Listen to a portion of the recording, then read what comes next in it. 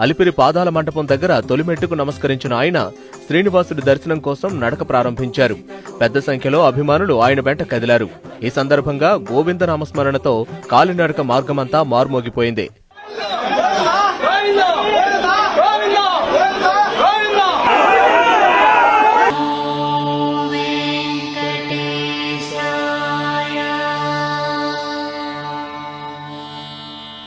కాలినడకతో దారి పొడవునా భక్తులకు అభివాదం చేస్తూ సామాన్య భక్తుడ్లా వైఎస్ జగన్ ముందుకు కదిలారు.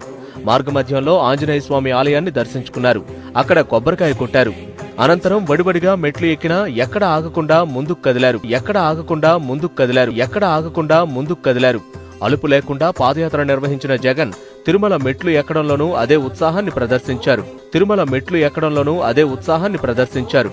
మెట్ల దారిలో సాటి భక్తులను పలకరిస్తూ వారికి ఆత్మీయంగా అభివాదం చేస్తూ ముందుకు సాగారు.